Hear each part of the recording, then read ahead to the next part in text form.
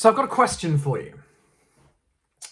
What does it feel like to be the one? Which one, you might ask? The one who needs rescuing.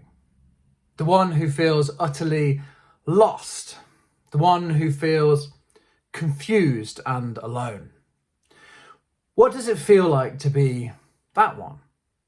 Jesus told a story. He was very good at stories, and I think Jesus told stories because he understood their power. Facts and figures rarely endure, but stories do. Because stories help us to make sense of the world in which we live. And Jesus told this story in response to an accusation. You see, Jesus attracted the wrong sort of people.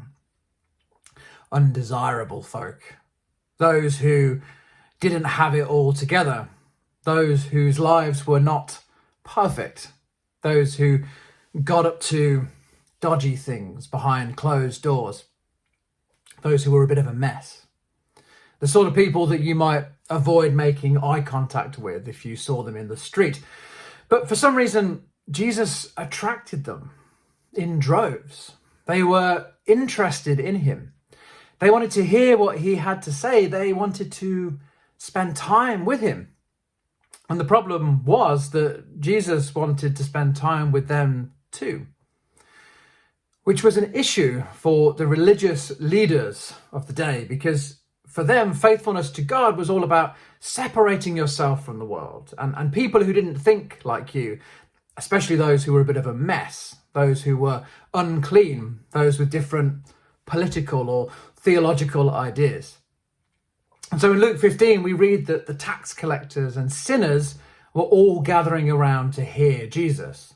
But the Pharisees and the teachers of the law muttered, grumbled might be a better translation. This man welcomes sinners and eats with them. Not only does he let them near him, he actually shares food with them. Can you believe it? And so Jesus tells this story. Suppose one of you has 100 sheep and loses one of them. Doesn't he leave the 99 in the open country and go after the lost sheep until he finds it? And when he finds it, he joyfully puts it on his shoulders and goes home. And then he calls his friends and neighbours together and says, "Rejoice with me, I've found my lost sheep." I tell you, in the same way, there is more rejoicing in heaven over one sinner who repents than over 99 righteous persons who do not need to repent. It's a good story. And it reminds the religious leaders that Jesus didn't come for those who imagine themselves to be righteous. And I phrase it that way because there's many other occasions where Jesus points out that although outwardly the religious leaders look the part, inwardly they are rotten to the core. But Jesus came for those who know they need help, those that need to turn things around. That's what repent means. Those who have wandered off into a different field, those who are perhaps stuck in a hole or caught in a fence. But what does it feel like to be the one?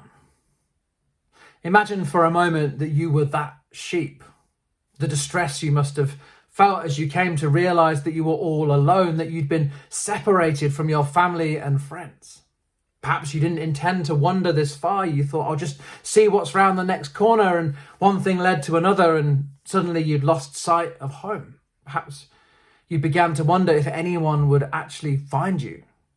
After all, why would the master care about you? You're just one sheep out of 100, and the needs of the many must surely outweigh the needs of the one. Maybe you'd even begun to pray for the end, expecting soon that the wolves would devour you or someone would take you home and turn you into a nice mutton stew. But then all of a sudden, there he is. The master is looking for you. He's calling you by name. He came, he cares. And he stoops down and whispers, it's so good to see you. I was so worried.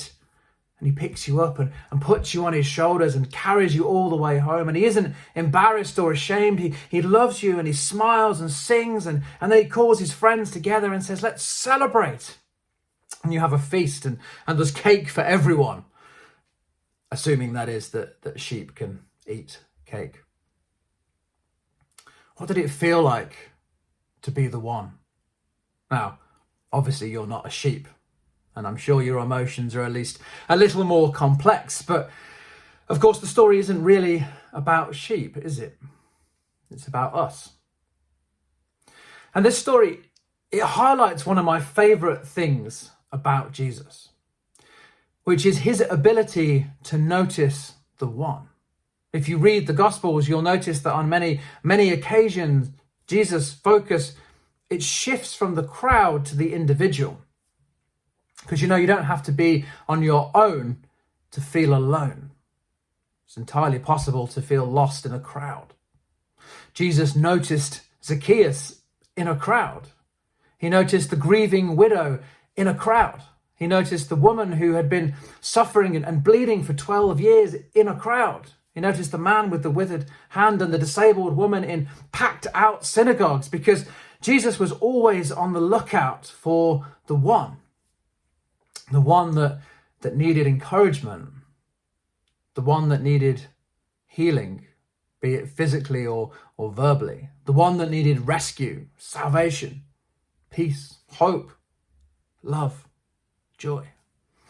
And if our role as Christians is to be imitators of Christ, we need to ask ourselves, how good are we at spotting the one? How good are we at spotting those who are missing, or those that are present but still alone? In addition to being able to spot the one in the crowd, Jesus was also willing to inconvenience himself.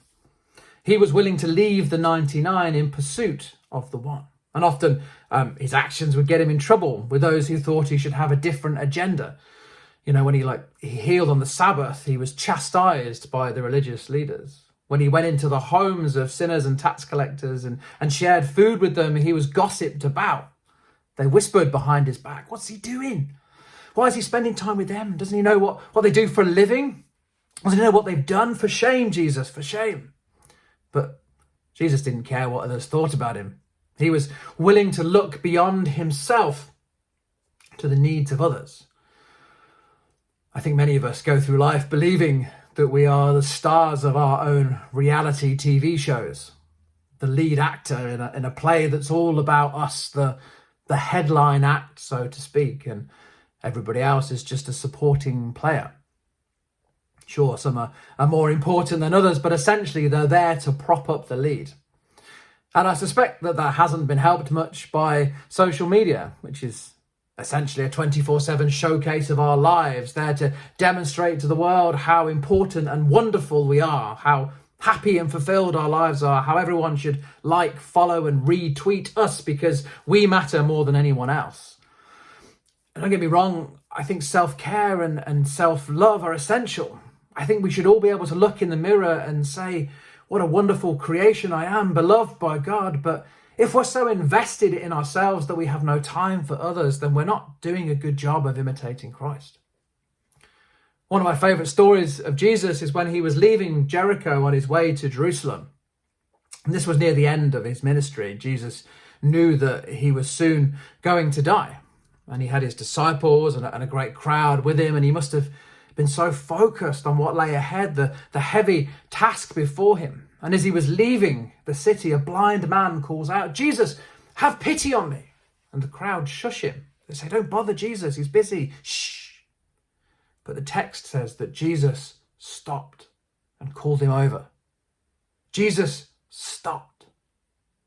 How good at we are inconveniencing ourselves for others, at stopping even when what we have to do might seem like the most important thing in the world. Jesus was also prepared to meet the needs of those that he stopped for. If we go back to the story for just a moment, that sheep, it could have had any number of needs. Perhaps it was simply lost and confused, but more likely, because sheep are fairly stupid, it was in serious trouble. It may have had a sprained ankle or a broken leg or fallen down a well or got trapped somewhere dangerous. There could have been any number of issues ahead, but the master was still willing to go and do whatever it took to bring it home. And that's the risk we run when we go after someone, that they might actually need us. Some people, they just need to hear that they're loved, and that's enough to lift them up. We should never underestimate the difference a conversation can make to someone. You know, you might be the only person that has asked someone how they're doing for months. And then suddenly someone cares. Someone is interested. Others, like the sheep, may need to be carried for a while. We may have to commit to calling them regularly. It may require us giving up more of ourselves in order to help them. But that's why I started with the question, what does it feel like to be the one?